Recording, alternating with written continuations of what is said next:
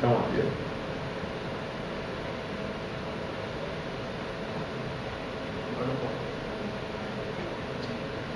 Buenas noches. Señor le bendiga grandemente. Qué bueno verlo. Bueno, hoy vamos a darle la segunda parte del resumen histórico de Israel, porque estos son muchos años de historia y mucho detalle, de los cuales le estamos dando el extracto en realidad. Y vamos a retomar el tema con la historia que tiene que ver con Roma, pero no de todo el imperio, sino de la parte que tiene que ver con Israel. Adelante. Le llamamos el Imperio Romano Bajo porque es la segunda tanda del imperio, desde que aparece el emperador Adriano. Y en el año 132 después de Cristo, este emperador desata la segunda guerra judeo-cristiana, judeo-romana. ¿Por qué? Porque los judíos siguieron agrupándose siempre para tratar de dar un golpe en lo que llamaron después Palestina, asunto de retomar el territorio. Pero este emperador se entera y entonces envía las tropas y desata la segunda guerra. Recuerde que la primera guerra es bajo el emperador Vespasiano con su hijo Tito, del año 66 al 73 después de Cristo. Esa es la primera guerra, que ahí es que destruyen el templo de Herodes, o el segundo templo, como se conoce. Aniquilan a los esenios y eventualmente acaban con los celotes en Masada. Esta guerra se dio prácticamente y de forma exclusiva en Jerusalén, esta que estamos ahora aquí, la judeo-cristiana. Ay, Dios mío, la judeo-romana. Se declara la región con el nombre de Palestina para humillar a los judíos. Este emperador oficialmente va a llamar a la región Palestina porque él sabe que en el orgullo hebreo, israelita, judío, los filisteos son los enemigos más feroces que ellos han tenido. Y los filisteos que no son de esa región, que vienen de una isla que se llama la isla de Creta, entre Turquía y Grecia, que llegan aquí por una guerra naval contra Egipto y van bordeando lo que es hoy la Franja de Gaza y montan 5 reinos. Filisteo significa hombres de mar, por eso vienen del mar Mediterráneo. Se instalan allí y pelean contra los israelitas muchas veces. Ahí están los textos en Samuel y en Reyes, que es el ejército que más pelea con ellos, y son de miles, estamos hablando de miles, ¿no? Entonces este emperador pues le llama a la región Filistium, que es Filistea en latín, Filistium con PH. Eventualmente hay una deformación vocal y pasa a ser Palestium, y cuando los británicos se montan en el mandato británico, que lo vamos a ver más adelante, la región se llama Palestine. ¿Qué sucede? Que todas las personas nacidas en la región, que eran nómadas árabes, se llamaban a sí mismos palestinos, porque la región se llama Palestina. ¿Bien? Así que estamos mirando aquí que viene todo de un vocablo que se impone en la región, de lo cual los que nacen en ella se adueñan del mismo y entonces le dan corte de nación, porque esa es la tierra donde ellos nacieron. Bien. Más adelante volvemos con el tema. Los judíos son expulsados de lo que ahora se llama Palestina. Fíjese que en el Evangelio de Juan Juan habla de los judíos como si él no fuera judío. Y vinieron a Jesús los judíos, pero él es judío. Lo que pasa es que los judíos en este tiempo se le llama a la conglomeración de practicantes del judaísmo que viven en Judea, que es otra deformación de Judá. Judea, donde viven el mayor número de judíos. Por lo tanto, cuando Cristo está en Juan, en un debate con judíos, y usted sabe que está en Jerusalén, que es entonces la región que abarca donde ellos más viven. Pues de ahí los expulsaron. Y aquí empieza una diáspora oficial, porque al ser expulsados, la mayoría se van de la región y empiezan a ocupar el norte de África, Europa y las regiones contenidas en lo que es hoy Rusia. Jerusalén es saqueada y destruida nuevamente. Y Palestina, la región, ahora es administrada desde Siria. Ya no hay un procurador en Jerusalén. Ahora hay un gobernador en Siria. Y la región le responde a Siria. Adelante. Los siguientes emperadores después de Cómodo es el hijo de Marcos Aurelio. Los que vieron la película El Gladiador, el que pelea al último con Russell Crowe, ese es Cómodo. Pero en la vida real, en la historia real, Máximo no existe. En la vida real, Cómodo es entrenado por un gladiador llamado Narciso. Y entonces él quiere llamar la atención del pueblo porque la Roma de la época empieza a decaer. Y por los juegos y los gladiadores, él llama la atención. Pero Narciso se da cuenta que Cómodo le puso espadas de madera a todos los contrincantes que tenía y por eso siempre ganaba, porque él sabía que no era un gladiador natural. Y cuando se entera, entonces el mismo que lo entrenó le quita la vida. Y con esa muerte, Roma empieza a tener una serie de emperadores que no pueden lograr mantener el orden del imperio. Por lo tanto, si el imperio tiene crisis, la región que es Israel también va a tener crisis. El imperio comenzó a decaer perdiendo muchas provincias, pero nunca perdió Palestina.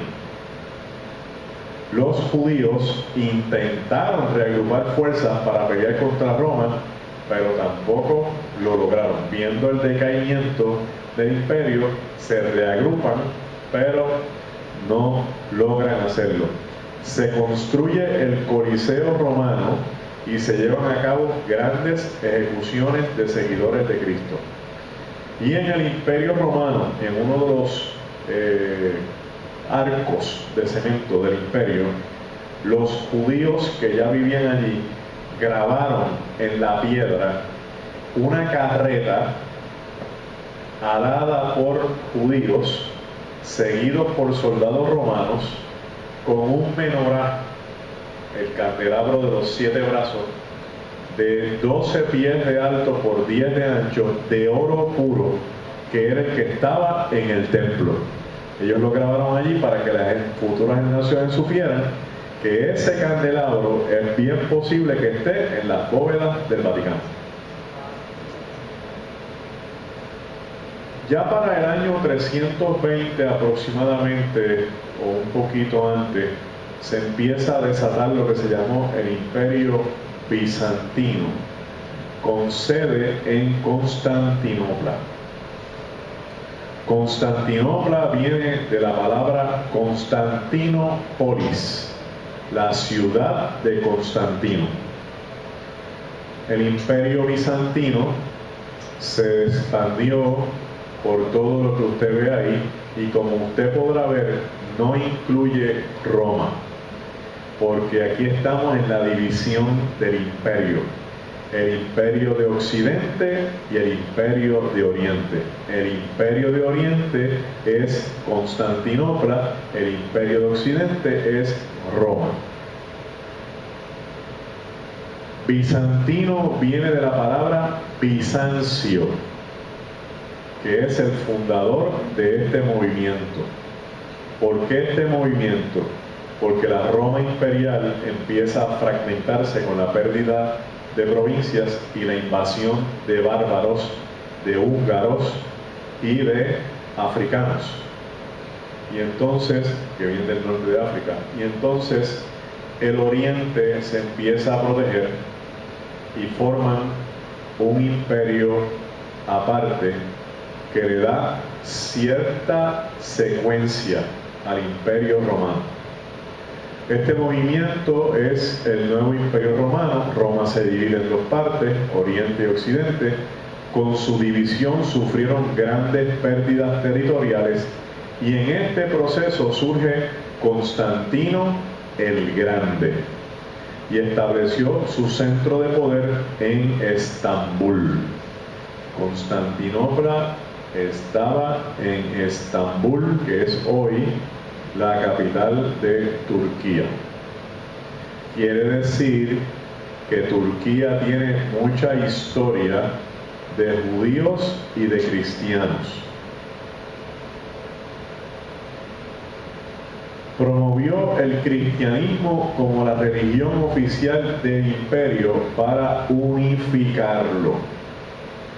Como había ya tanto seguidor de Cristo, estamos en el año 300 y pico, ¿ok? Para la gente que dice que esto es un mito y aquello y lo otro, un mito no dura tanto. Tenemos cristianos en todo el imperio y él vio que era mejor consolidar el imperio a través del movimiento religioso en vez del movimiento político. Y no podemos decir nada así como que es una estrategia que él sintió en su corazón, porque es un movimiento político del cual Dios se aprovechó. Esto provocó que su mamá Helena fuera a las tierras santas para conquistarlas. Conquistemos las tierras santas, recuperemos las tierras santas.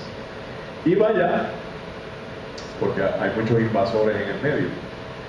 Y entonces se compraron muchos terrenos, en especial lugares que estaban asociados con las historias de Jesús, como Belén, el Monte de la Bienaventuranza, Getsemaní, entre otros. ¿Qué hacía Helena? Helena llegaba a un sitio y veía un grupo de hermanos así como ustedes que estaban orando, cantando, y preguntaba: ¿qué están haciendo ustedes aquí? Estamos adorando a Jesús. ¿Y por qué lo están adorando aquí? Ah, porque Jesús nació aquí. ¿Y cómo usted lo sabe? Porque mi papá cuando yo era pequeñito me traía aquí. ¿Y cómo su papá lo sabe? Porque mi abuelo lo traía a él. Eso es lo que se llama tradición. En ausencia de un documento escrito que pruebe lo contrario, la tradición es fuente de información. Porque no tengo otra cosa. Entonces obviamente usted va a ir a Belén y puede ser que un guía le diga: Jesús nació aquí, y puede ser que otro le diga: Jesús nació allá. Y si yo voy con usted, le voy a decir: Jesús nació por aquí, porque en algún sitio de eso nació exactamente. No lo puedo decir porque tendría que haber estado allí, pero si la tradición lo marca en este perímetro, pues ese es el perímetro. Bien, donde quiera que se compró el terreno, se levantó una basílica o una catedral para que la gente adorara y para proteger el sitio. Quiero que usted escuche esto bien objetivamente y nos liberemos un poquito de las cuestiones de doctrina y de religión. Si esto no hubiera pasado, hoy no estuviéramos visitando los sitios santos en Israel.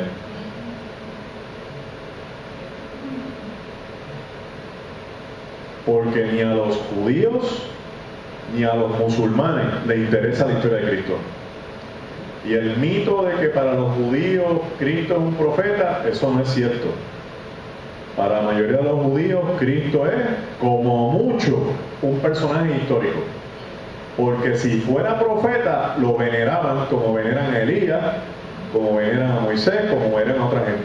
Pero no hay ni una sola estatua, ni un solo elemento del nombre de Jesús en hebreo en todo Israel.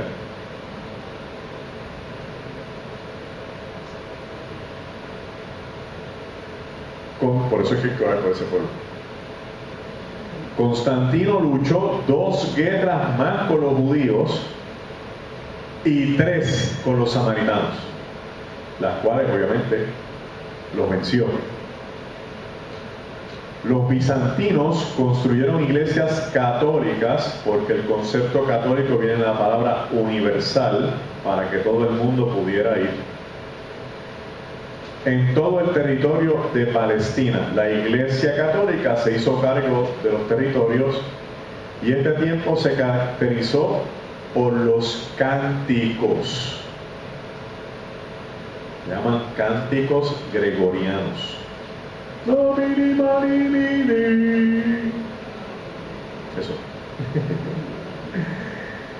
Poemas, mucho escrito, y mosaicos. Hoy usted va a Israel y va a ver iglesia, en el piso hay un mosaico, y el mosaico es esta figura gigantesca que está montada en pequeños pedazos de piedra y se van pegando hasta que forman uno de los mosaicos más impresionantes que hay en Israel, original del tiempo bizantino. Está en la capilla de la multiplicación de los panes y los peces. Cerca de la mesa, abajo, hay como un pequeño montecito que sobresale, y al frente hay un mosaico con una canasta con 4 panes y 2 peces. Entonces, cuando preguntan por el quinto pan, le van a decir: ese es Cristo, el pan de vida. Se llevó a cabo lo que se llama el Concilio de Nicea, uno de los concilios cristianos más importantes de la historia del cristianismo. Para mayor información debe comprar el libro de Justo González, Historia del Cristianismo, o hay otro que él tiene que se llama Historia del Pensamiento Cristiano, para que vea bien el proceso de cómo se monta eventualmente lo que se llama el canon bíblico. El canon bíblico es los libros considerados sagrados que van a componer la Biblia. Ya teníamos en el Antiguo Testamento, ya lo teníamos en griego, que se llama la Septuaginta. Vino la Vulgata, que es en latín. Y entonces se recogieron todos los pergaminos que habían corriendo por todo el Medio Oriente sobre las historias de Cristo, las epístolas de Pablo, las epístolas universales, para ver su veracidad, y de esas escoger cuáles eran cónsonas con la teología cristiana y cuáles tenían issues donde la teología cristiana podía estar en debate. Por ejemplo, uno de los documentos ahora llamados apócrifos significa escondidos, es las narrativas de la infancia de Jesús. Y un buen libro, pero pone a Jesús aburrido porque ningún niño quiere jugar con él. Y obviamente hay que entenderlo, porque si jugaran pelota, Cristo la está sacando en todos los turnos, y si es pitcher no hay que se la batee. Entonces, es obvio, ¿verdad? Entonces que lo excluyen y él se va a un pozo, y cuando la gente mete el cubo para sacar agua, al sacarlo siempre se derrama algo por el borde y crea fango. Pues él recogió de ese barro, hizo unas bolitas, le puso cabecita, hizo unos pichoncitos de barro y lo sopló, y entonces salieron volando. No se acepta en el canon bíblico, uno, porque eso es más un truco de magia que un milagro. Los milagros llevan un propósito, no es un show. Y dos, porque contradice el Génesis. que del polvo de la tierra Dios hizo el hombre, no pichones, y sopló en el hombre, no en las aves, pues tendríamos entonces dos seres vivos que gozan del mismo soplo. Y como está en contradicción, lo dejamos afuera. Cuando estemos aquí estudiando la parte de interpretación, vamos a ver en algún momento los procesos para cómo se incluye un libro en el canon y cómo se excluyen. Vamos a hablar con uno de 5 o 6 técnicas para que ustedes tengan en mente. Esa es una de ellas, y esta es posiblemente la más fuerte de todas.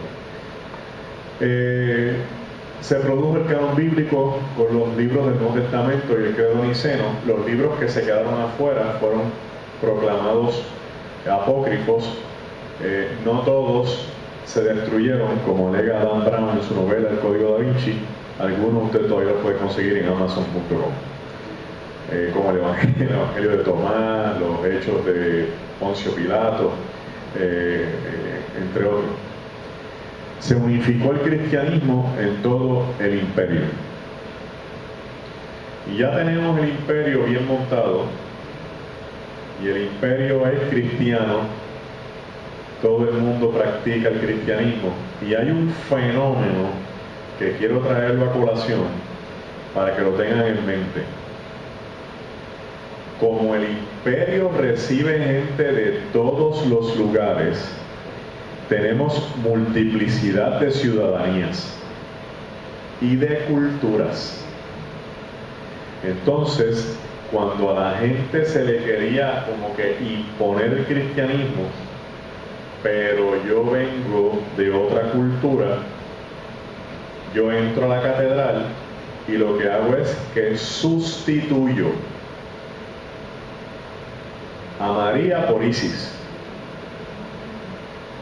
Así los cristianos no me brincan encima y yo estoy adorando a quien yo quiera. Y por eso es que se acusa al cristianismo de paganismo más adelante. ¿Ves? Porque tenía muchas deidades como Mitra, Hermes, Heracles,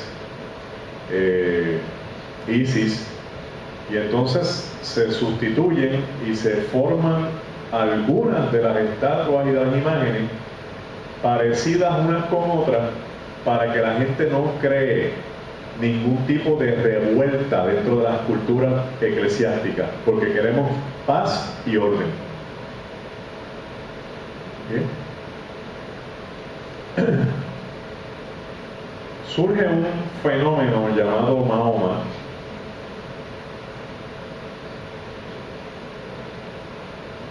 huérfano de padre.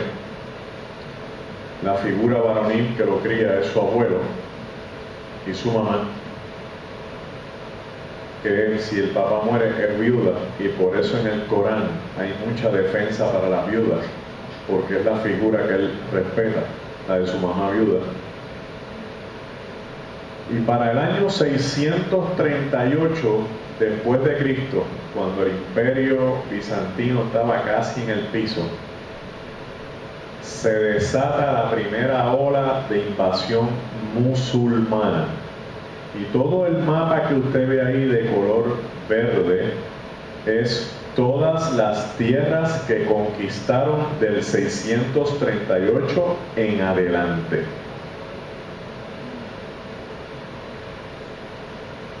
Y más todavía, porque en España estuvieron 800 años. Que eso lo sufren los españoles por la cuestión del linaje. ¿Ves? Entonces la sangre es un issue.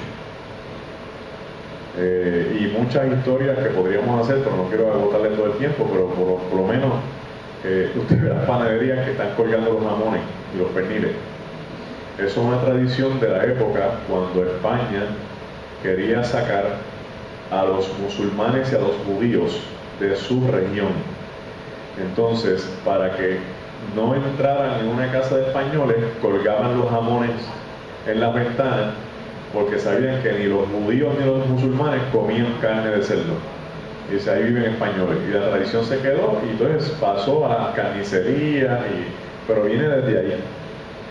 Otro, por ejemplo, cuando usted escucha por ahí, todavía la sangre no ha llegado al río. porque los judíos y los musulmanes que se rehusaban a salir, los degollaban en el río.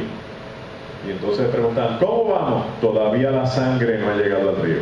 O sea, todavía hay espacio para degollar los tres más.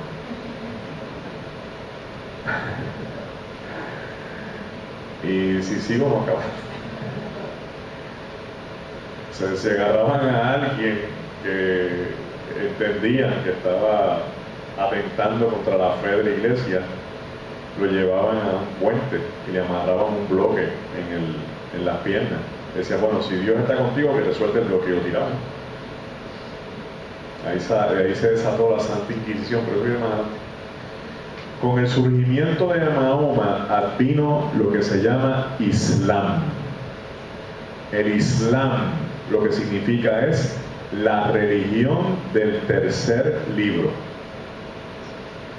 El judaísmo para el musulmán es la religión del primer libro porque tiene la ley. El cristianismo es la religión del segundo libro porque tiene los evangelios. Pero como los dos fueron infieles, tuvo que surgir una tercera religión con un tercer libro que es el Corán, para traer a los infieles a los pies de Alá, el único Dios verdadero. Las ciudades más importantes para los musulmanes son Medina y la Meca, ambas en Arabia Saudita. Una porque ahí es que nace el profeta, en Medina, y dos, la Meca, porque ahí es que tienen el santuario, que lo que protege adentro es posiblemente un meteorito que cayó hace miles de años. El Islam le proveyó a las clases árabes nómadas identidad, nacionalidad y autonomía, porque aquí estamos peleando tribus contra tribus. Y entonces, cada vez que una tribu conquista a otra, agrupa el territorio y te unen o te matamos. O sea que las primeras víctimas de Mahoma no fueron judíos ni cristianos, fueron árabes. Y vamos a explicar aquí un momentito. Árabe es un asunto étnico de uno que vive en el desierto, que no tiene tierra y que esa es la lengua que habla. Musulmán es el practicante del Islam. Por eso se llama la invasión musulmana, porque ellos conquistaron otros países que no hablaban árabe, pero practicaban el Islam. Por ejemplo, Irán, ellos se consideran persas. Los turcos de Turquía, ellos son turcos, ellos no son árabes. Pero la mayoría de estos países son musulmanes.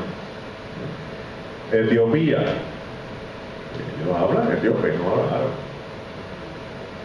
Pero donde hablan árabe son musulmanes árabes.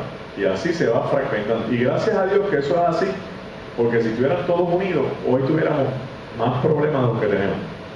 Las subdivisiones entre ellos también los hacen estar separados. Pero al inicio, ser nómada y tener un líder que promete una nación sólida en el nombre del Dios que él ha descubierto, inyecta la estima de la gente y los agrupa. Es el mismo fenómeno con Hitler.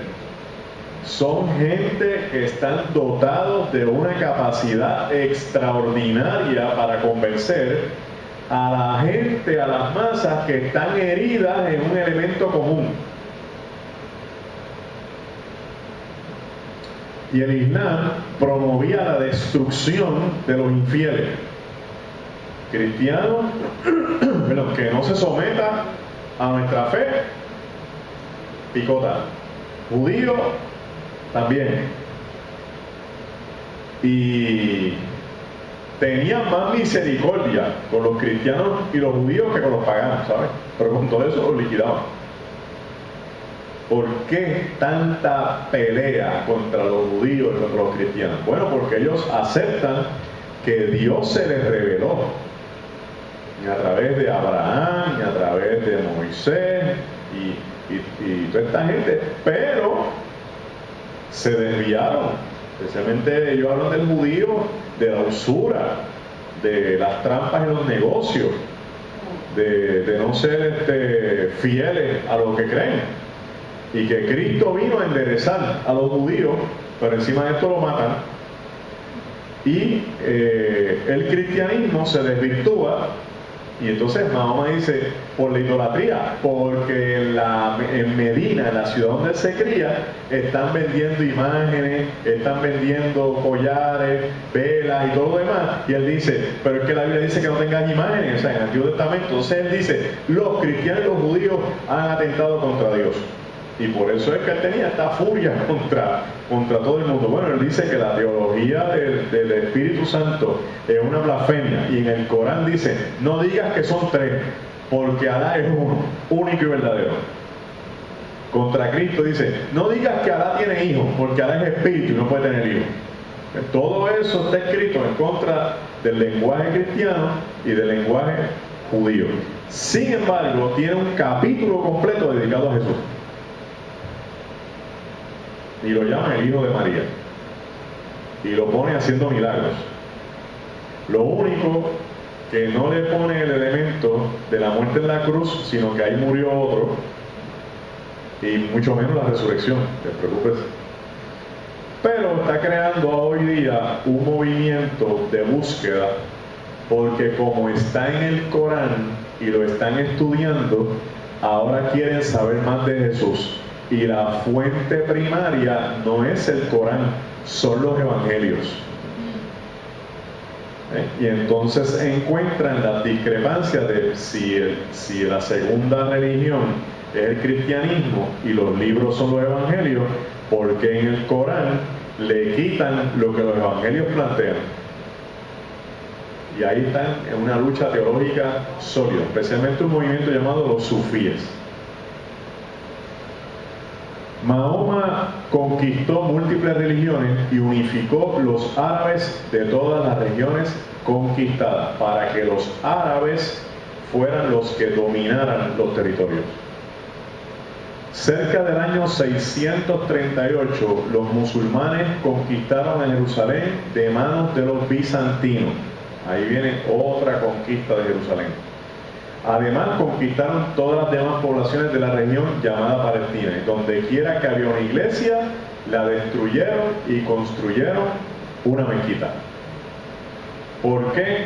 Porque hay dos peleas, la física y la religiosa, la ideológica. Se te destruyo, pero te voy a destruir la fe, porque la fe es una inyección para unir gente.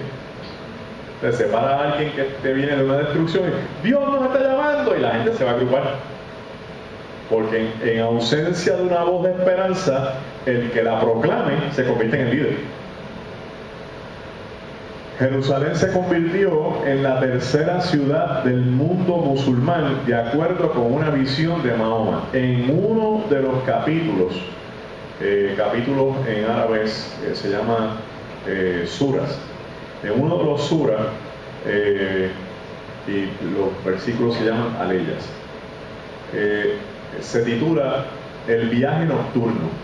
Tiene títulos locos, hay uno que se llama La vaca y eso, pero este se llama el viaje nocturno. Usted dice que Mahoma se le apareció el arcángel Gabriel para que lo acompañara a este lugar que está en el extremo oriente. Desde la Meca, el extremo oriente va a ser Jerusalén. Y entonces que él llegó allí en un caballo alado y pisó el monte Moriah, donde Abraham, para los cristianos y los judíos, fue a sacrificar a Isaac, pero para los musulmanes fue a sacrificar a Ismael. Entonces, no dice Jerusalén, pero ubicándolo geográficamente, entendían que era allí. Como allí está el monte Moriah, dijeron, aquí es. Y entonces en el extremo oriente es Jerusalén, y ahí levantan la tercera ciudad más importante en el mundo musulmán y la tercera mezquita más respetada. No es el Domo de la Roca, es la que está al frente, que se llama la mezquita Al-Aqsa. Al-Aqsa, que significa en árabe el extremo, la mezquita al-Aqsa, la mezquita del extremo. Que a veces pensamos que la mezquita azul de Turquía, la mezquita de alabastro de Egipto, que son mezquitas imponentes, pero la mezquita de Jerusalén, que no representa gran cosa, es la...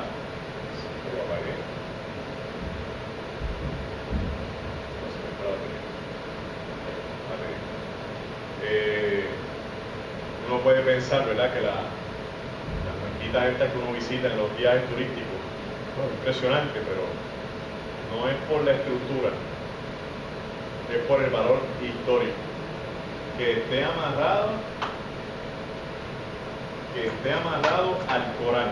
La mezquita azul está amarrada al Corán, no, pues no es importante. La mezquita de alabastro de Egipto, que es verde, ¿está atada al Corán? No, pues no es de las importantes. Son significativas, pero no tienen la importancia de la que está en la Meca, que es donde dan la vuelta una vez al año, la de Medina, que es donde nació el profeta, y la de Jerusalén, que es la de viaje nocturno. Me gusta explicar esto porque en muchas ocasiones, gracias, hermano, en muchas ocasiones la gente habla del Islam, pero no tienen un conocimiento básico para poder entenderlo. No para convertirnos a ello, ¿verdad?, pero para entenderlo. Dominaron todo el Mediterráneo, Asia Menor, Palestina, Europa y África. Aquí viene la clave. Todas las rutas de comercio, todas las controlaron. Y al controlarlas, no dan paso. Entonces, liquidan a Europa porque no se puede conectar con Asia. Y Asia no se puede conectar tampoco ni con África ni con Europa, porque ellos están en el medio sembrados. Y esa ruta, por ahí no va a pasar nadie. Y eso es importante porque ya mismo viene un elemento que hace una diferencia bien grande. Esto trajo gran destrucción económica para Europa, en especial lo que se llaman los feudos, los señores feudales. Porque el producto de los feudos hay que venderlo, y como no podemos ir a las rutas de comercio, se nos daña, no hay contribuciones, no hay economía, las arcas de los nobles empiezan a adolecer, y la Iglesia Católica desató una gran campaña bélica con la idea de retomar las tierras santas. En realidad fue movido por los señores feudales que querían volver a tener las rutas de comercio con Oriente. Y ya usted sabe que es lo próximo que viene por ahí. Adelante. Las cruzadas.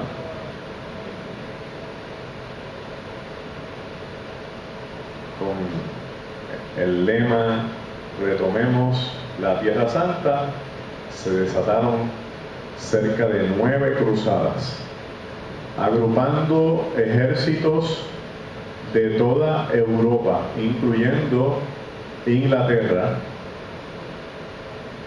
para venir hasta la región de la Palestina, conquistando territorios, porque las luchas no fueron allí, las luchas empezaron desde antes. Acuérdense que ellos dominaban casi todo.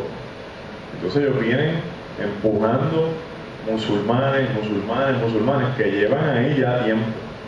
Básicamente ya están ahí acomodados más o menos 300 años. O sea, ellos tienen su fortaleza, están debidamente organizados. Las cruzadas hicieron un esfuerzo magnánimo por recuperar territorios, que al final se quedaron dividiendo. Se formaron ejércitos de todas las partes de Europa para luchar contra los musulmanes y recuperar la Tierra Santa. Hubo cerca de 9 cruzadas en la región de la Palestina y su cercanía. A precio de muchas vidas se recuperaron los terrenos, pero nunca hubo paz absoluta. Los reinos de Europa y la Iglesia Católica financiaron las campañas bélicas. Los cruzados construyeron grandes fortalezas en Jerusalén, reconstruyeron Jerusalén. San Juan de Acre, que está al norte, todavía allí hay restos de cruzadas. Casi no llegamos arriba porque hay mucho trámite en la guagua, pero está al norte. Y este es el último bastión que perdieron las cruzadas en la próxima revuelta que viene de camino. Y de eso hay película de San Juan de Acre. Cesarea Marítima la reconstruyeron, Galilea, Haifa, Jope, entre otros. Y ahora viene otra destrucción. Destruyeron mezquitas y construyeron catedrales.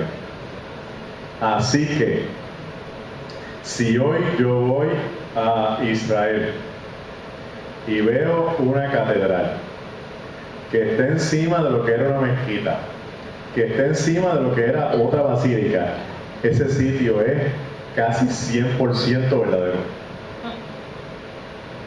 Porque si lo destruyeron es porque tenía un valor para el conquistado, y el conquistador se lo quiso quitar. Esa es una línea arqueológica bastante fuerte.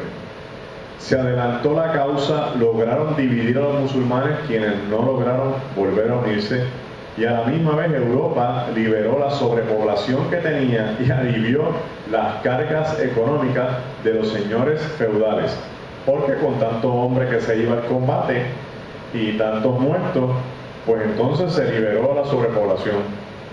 Vino otro problema después, pues entonces no había mucha mano de obra, además de que había muchas mujeres para pocos hombres. Pero la alegría de los cruzados no duró mucho. Los cruzados se enfrentan a un nuevo grupo llamado los mamelucos. No tiene que ver nada con la ropa. Los mamelucos. Se levantó una nueva ola de guerreros llamados los mamelucos. Estos fueron esclavos guerreros, en su mayoría de razas caucásicas y mongoloides, de Mongolia, que debe decir mongoles, de origen eslavo, principalmente turcos e islamizados. Fueron entrenados militarmente para servir a diferentes califas abásidas, y el líder de los grupos, el que los agrupó, se llamaba Mameluk, de ahí el nombre, Mameluk. Él recogió guerreros de diferentes grupos que sobran. Y me dice, mongoles, sí, porque los mongoles trataron de conquistar la región, verdad que no se habla mucho de ellos. Recogió estos mongoles que sobraron por aquí, estos musulmanes que sobraron por acá, este otro grupo ahí, venga, vamos a retomar estas tierras de nuevo. Y como estaban entrenados militarmente, desató una nueva conquista. Formaron un gran ejército y desafiaron a los cruzados. Reconquistaron las ciudades de toda la Palestina, destruyeron a su paso sin misericordia todo lo que se encontraron, establecieron el Islam nuevamente en la región y se les prohibió a los judíos que habían logrado regresar que volvieran a regresar a sus tierras. Los judíos que se colaron hasta el muro occidental, el llamado muro de los lamentos, llegaban a lamentarse porque no podían regresar, y por eso a ese muro se le llama el muro de los lamentos, porque los judíos no pudieron regresar a Israel, y todos los que llegaban iban allá a lamentarse.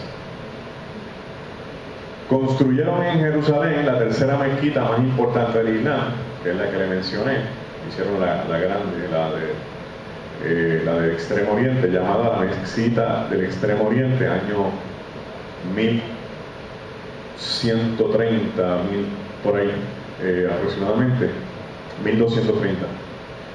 Y la región se fue dividiendo en grupos de acuerdo con los jeques de las tribus. Luego fueron desarrollándose reinos de la región. ¿Qué pasa? Como conquistaron todos lo que había, se fueron segregando.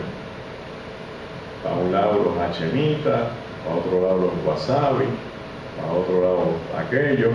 Y entonces eventualmente esos son los reinos que después se convierten en los actuales países del Medio Oriente. Y estamos más cerquita, ya vamos por el 1500. Y se levanta un nuevo imperio, que lo conocemos por las novelas de Suleimán, el Magnífico y todas esas cosas, porque él es de este grupo. El movimiento turco-otomano. Todas las rayas rojas son de ellos. Volvieron a dominar el territorio. El imperio otomano comenzó siendo uno más de los pequeños estados turcos que surgieron en Asia Menor durante la decadencia del imperio seleucida.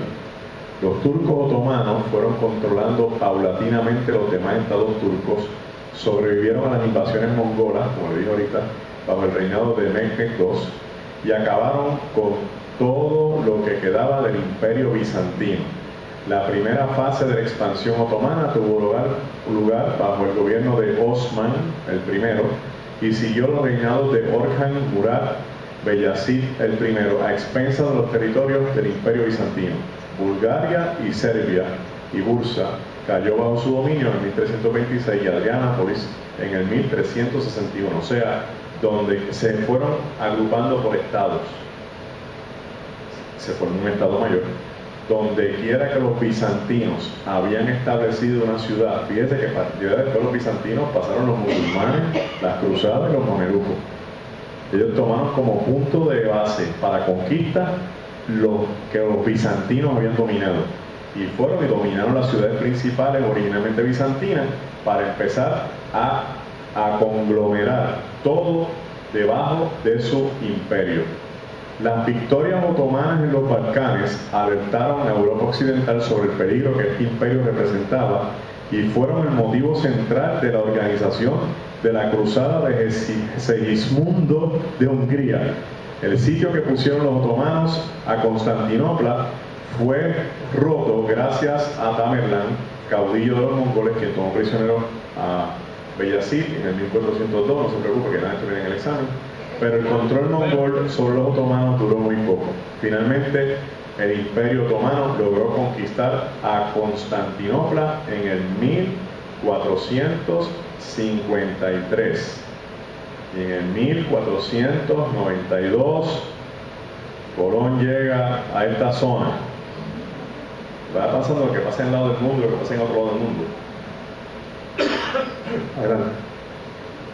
En su máximo esplendor, entre los siglos XVI y XVII, se expandía por 3 continentes, ya que controlaba una vasta parte del suroeste europeo, el Medio Oriente y el norte de África. Limitaba al oeste con el Sultanato de Marruecos, al este con Persia y el Mar Caspio, al norte con Sarato ruso, dominio de Habsburgo en Hungría, y el Sacro Imperio Romano Germánico, y la mancomunidad de Polonia y Lituania, y al sur con Sudán, Eritrea, Somalia, el Emirato de Diriyah en Arabia.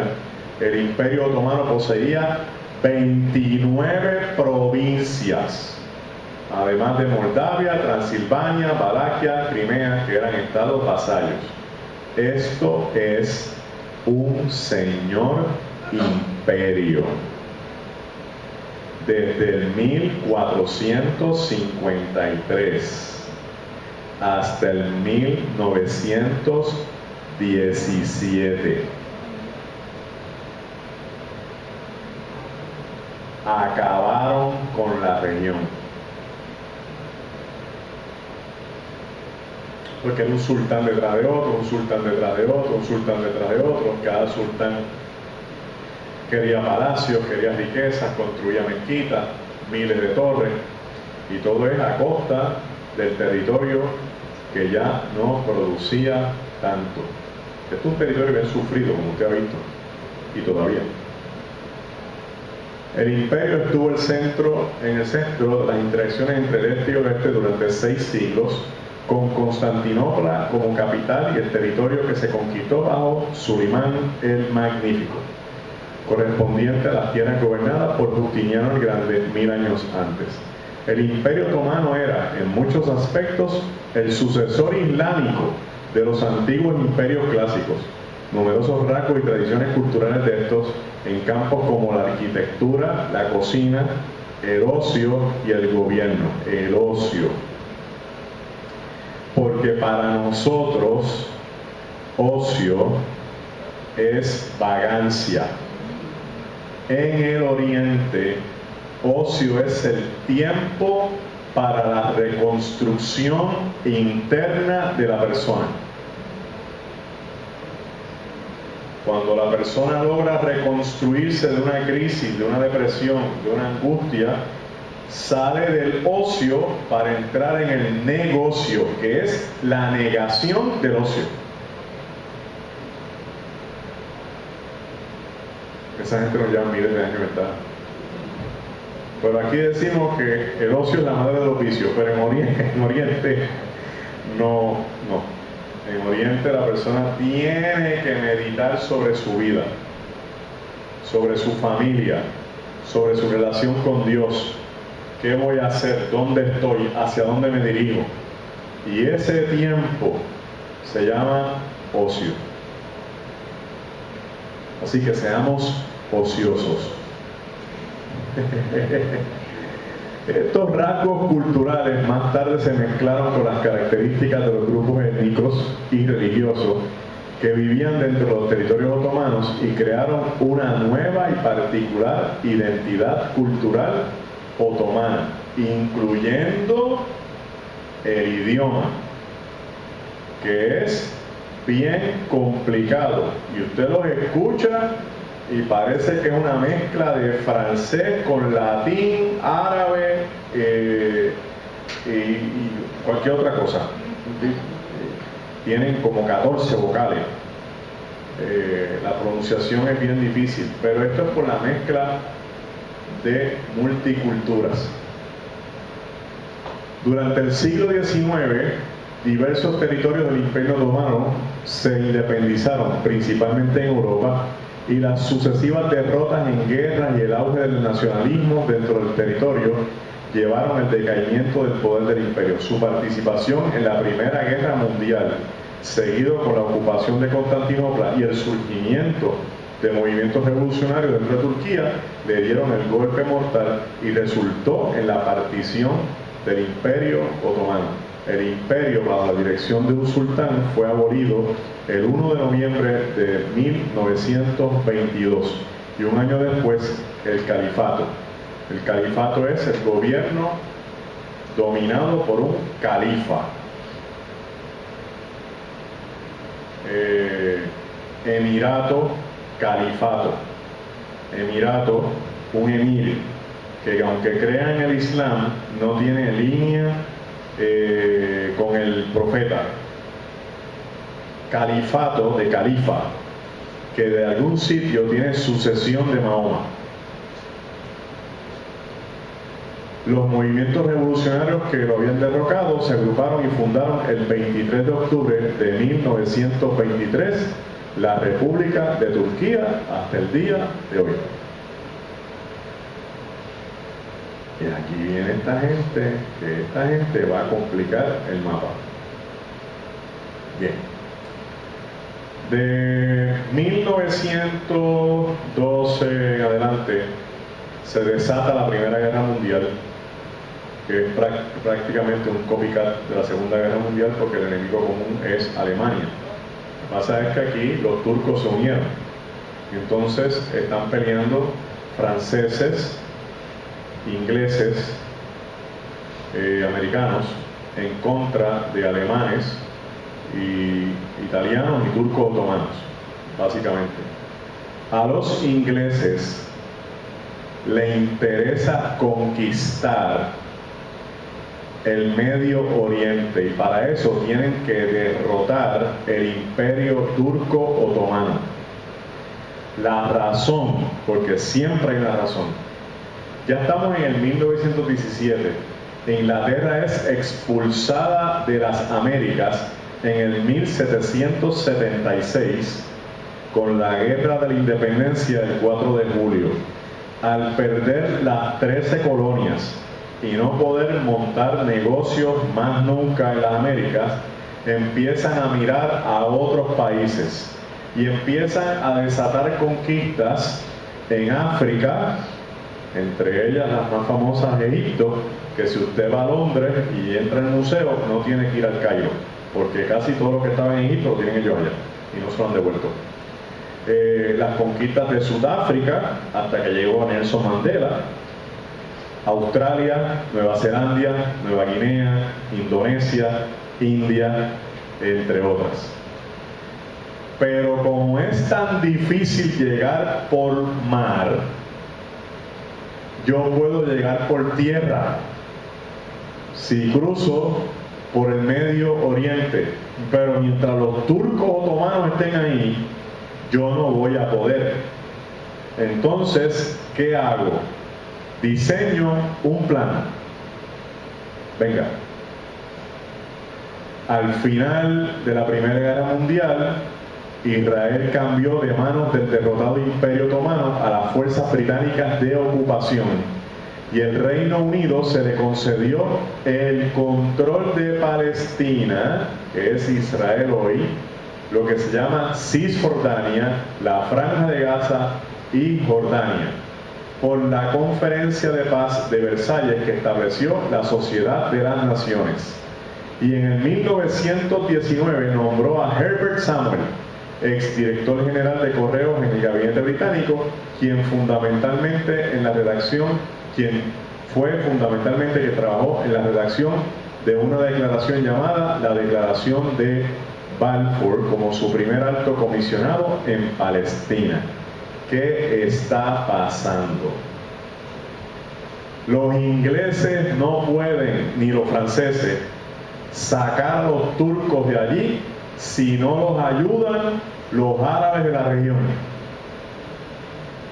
¿Se acuerdan que se dividieron en grupitos, los hachemitas, los wasabi? Así que enviaron emisarios clandestinos a hablar con los jefes de las regiones para decir que se unieran a ellos en la guerra contra los turcos. A cambio, le iban a asegurar el territorio para su gente. Y también hicieron lo mismo con los judíos colonos que vivían en la región llamada Palestina. Así que tenemos dos contratos. Uno con los judíos y otro con todos los árabes de la región.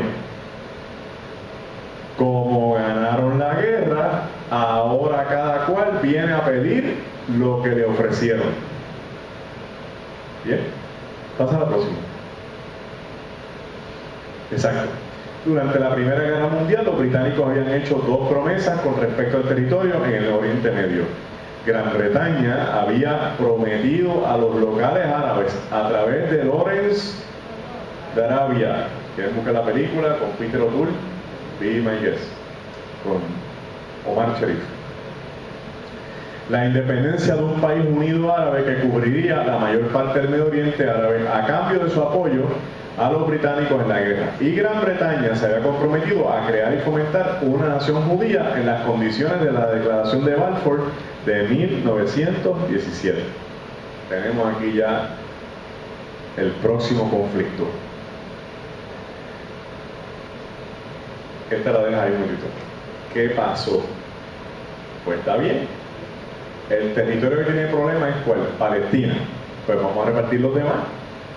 Ustedes son el Líbano. Y ustedes son Siria. Y ustedes van a ser Irak. Y ustedes van a ser Jordania. Y ustedes van a ser Irán. Y ustedes siguen siendo Egipto. Pero ahora oficial. Los ingleses son los que diseñan el mapa. Y el diseño no es un diseño feliz, porque ellos lo diseñan agrupando grupos, perdón la redundancia, que no se lleven dentro del territorio.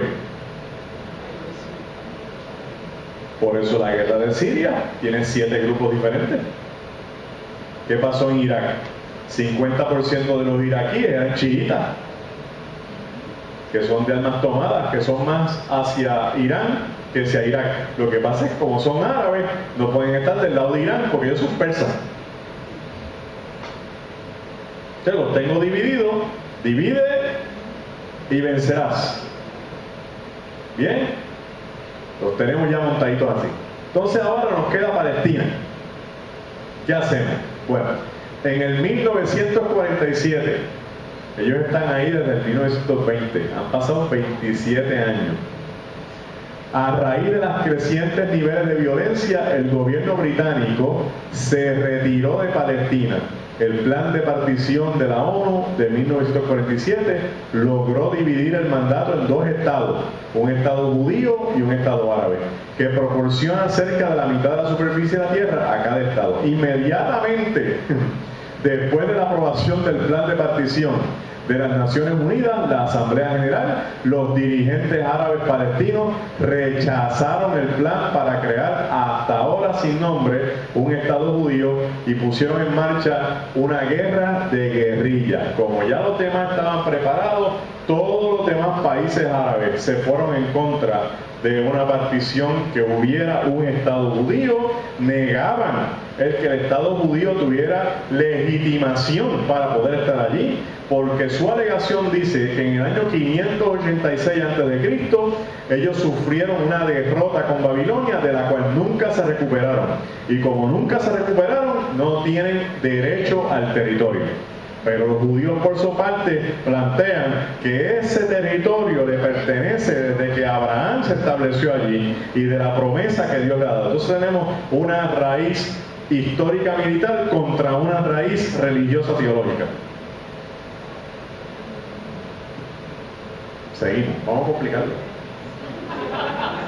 Esto así no sirve, vamos a complicarlo, no quedemos así con esto tan poquito. ¿Qué pasa simultáneamente? Recuérdense que esa partición fue en el 1947, pero un poquito antes estaba la Segunda Guerra Mundial. O sea, mientras están peleando desde 1920 al 1947 en el mandato británico, ¿qué hacemos con Palestina? Se cuela Hitler en Alemania, Franco en España, Mussolini en Italia y Hiroshito en Japón. Para ponerse todos juntos y de acuerdo a conquistar el mundo. Entonces Hitler desata una persecución que se llevó a medio mundo. Las primeras víctimas de Hitler son alemanes, porque como él creía en una raza superior, toda persona que tuviera una deficiencia lo llevaba. Entonces el que iba casa por casa, ¿qué tiene tu hermano? No, mi hermano tiene una condición. Pues vente, vamos al hospital de nosotros. Y como ellos hacían experimentos y eventualmente decían que el hermano se había muerto. Se llevaron por el medio los gitanos, se llevaron los negros, y después entonces deciden entrarle a los judíos. Película para ver obligada, Schindler's List. La decisión nazi de llevar a la práctica el genocidio es la muerte en masa, sin justificación. Fue tomada entre finales del verano y a principios de otoño de 1941, y el programa genocida alcanzó su punto culminante en la primavera de 1942. Desde finales de 1942, las víctimas eran transportadas regularmente en trenes de carga, especialmente conducidos a campos de exterminio, donde, si sobrevivían al viaje, la mayoría eran asesinados sistemáticamente en las cámaras de gas. Fue la repetida retórica antisemita quiere decir ante los descendientes de Sem, los judíos, de Adolfo Hitler, lo que incentivó la ejecución de las matanzas, que además contaron directamente con su aprobación. De esta forma, entre 1941 y 1945, la población judía de Europa fue perseguida y asesinada sistemáticamente en el mayor genocidio del siglo XX. Sin embargo, este exterminio no se limitó solo a los judíos, sino que los actos de opresión y asesinato se extendieron a otros grupos étnicos y políticos. Cada brazo del aparato del Estado alemán participó en la logística del genocidio, convirtiendo al Third Reich en un Estado genocida. Third Reich, el Führer del Third Reich. el emperador del tercer reino. Primer reino, Babilonia. Destrucción, primer templo. Segundo reino, Roma. Destrucción, segundo templo. Tercer reino, Alemania. Destrucción, 6 millones de judíos. No hay templo, pero la gente forma el templo. Cuarto reino, el anticristo. Las víctimas no judías de los nazis incluyeron a millones de polacos, comunistas y otros sectores de la izquierda política, homosexuales, gitanos, discapacitados físicos y mentales y prisioneros de guerra soviéticos. Aquí murió mucha gente. La cifra de muertes de esta guerra pasa a los 100 millones de seres humanos. Dada la dificultad para establecer cifras certeras, se ha tomado la cifra simbólica de 6 millones de muertos en torno a la comunidad judía. Se estima que un mínimo de 11 millones de personas murieron, de ellas 1 millón habían sido niños, y que de los judíos residentes en Europa antes del Holocausto, aproximadamente 2/3 fueron asesinados. La cifra se sabe, porque los mismos alemanes llevaban el conteo de la gente que estaban ejecutando. La cifra no se la inventaron. Cuando entran a los lugares y recogen los documentos, ahí están cuántos judíos se fueron matando en cada campo de exterminio. Y hoy se sabe que estamos alrededor de 6 millones de judíos, de los cuales 1.5 eran niños. Y si hubieran sido 100.000, es un desastre como quiera. La maquinaria del Holocausto tenía una red de aproximadamente 42.500 instalaciones por toda Europa para confinar y matar a sus víctimas, y contó con la participación directa de entre 100.000 a 500.000 personas para su planificación y ejecución.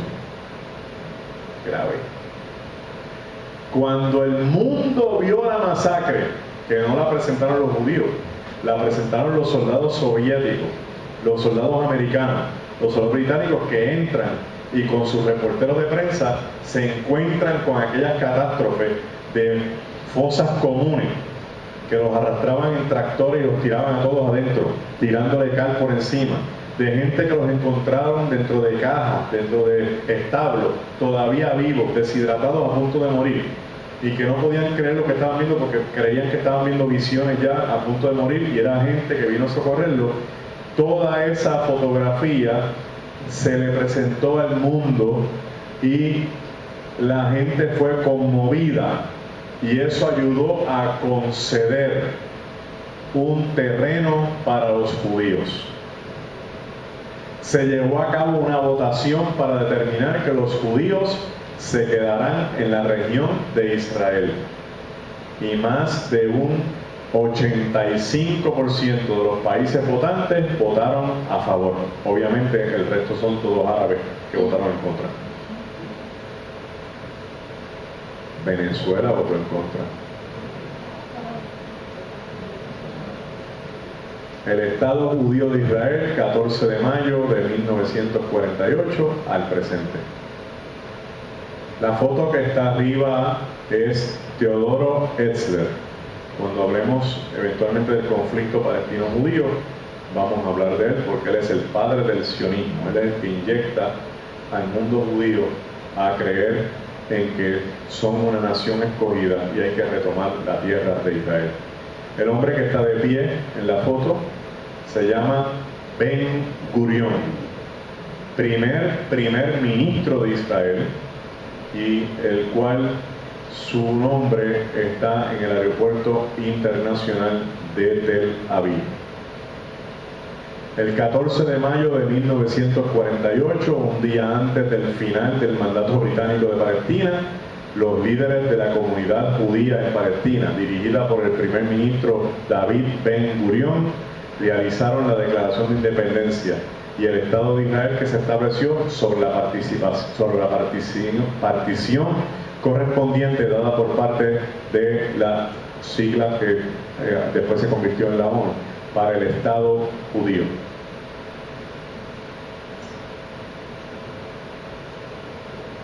A su mano izquierda, Palestina en el 1946. Todo lo verde era de árabes palestinos, los puntitos blancos son tierras judías. El próximo recuadro, el plan de partición para el 1947. La parte blanca para los judíos, la verde para los palestinos. Del 1949 al 1967 va menos verde y más arena. Y ya en el 2000 lo que quedan son puntitos verdes y todo lo demás le pertenece a los judíos. Cuando estudiemos el conflicto judío-palestino, usted va a escuchar otras versiones no muy lindas sobre este proceso. En el 1949 se tiró lo que se llamó la línea de armisticio, es decir, lo que está entrecortado va a ser los territorios para los palestinos y el sobrante de Israel. La línea de armisticio va a separar un grupo de otro. En el armisticio, del 1949, los palestinos van a estar bajo el control de Jordania. Y usted ve aquí, allá arriba ve un charquito de agua, ¿verdad? Ese es el mar de Galilea. Va viendo la línea que va bajando y un charco más grande abajo. Ese es el mar Muerto. La línea que los conecta a los dos es el Jordán. A la derecha del Jordán, Jordania. Es una línea divisoria geográfica natural. A la izquierda, Israel. Los territorios que usted ve, que están en rayas, ¿verdad?, pues van a estar bajo el control jordano. Quiere decir que para el 1949, Jerusalén estaba bajo el dominio de Jordania. Y Hussein padre construye la mezquita dorada. Porque el dominio es de ellos. Y él es rey de Jordania.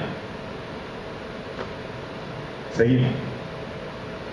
Mientras tanto, la inmigración de sobrevivientes del Holocausto sigue llegando y los refugiados de países árabes duplicó la población de Israel dentro de un plazo de un año de su independencia. En los años siguientes, unos 850,000 sefardíes